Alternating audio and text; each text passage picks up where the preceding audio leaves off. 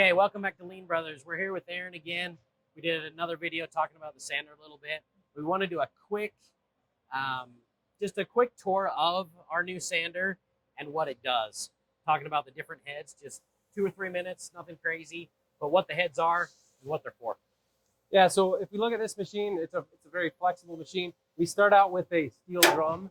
The steel drum obviously is going to be for calibration, so we can get everything flat. This would be used for like solid wood sanding, where we're trying to flatten everything out in order to obviously flatten out stiles and rails on a kitchen cabinet door, or just sized lumber, or whatever that maybe that steel drum is going to be. Finish up glue joints, get them perfect on. Absolutely.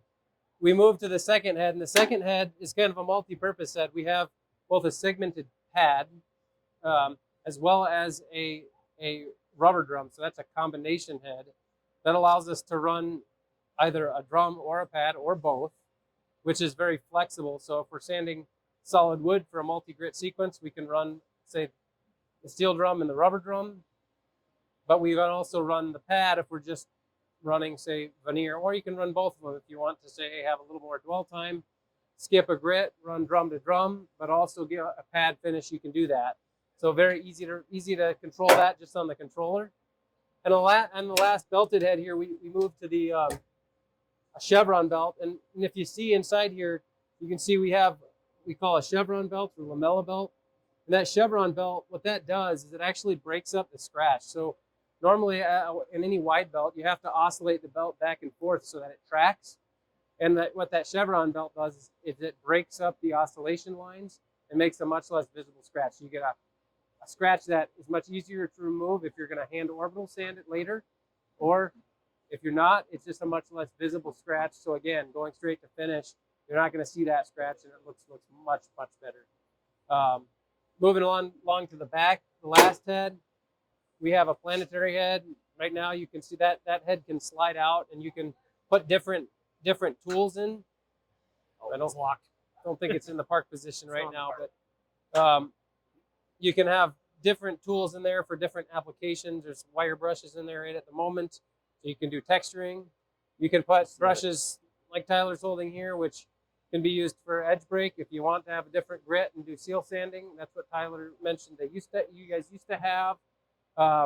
Again, it's quick and easy to swap those out. You can also put flat discs in, finishing solid surface, for example, Scotch-Brite pads. So very flexible, and obviously you can save different programs and put different tools in and quickly change from one type of application or one type of job to another within a few minutes. So again, very flexible, and it ends in the back with a blow-off device. So again, when it comes out, parts are clean, ready to go on to the next process without having to blow dust all around the shop. Well, Aaron, thank you for going through it really quick. As you guys can see, this is a super flexible machine. We're excited about it because we do so many different projects.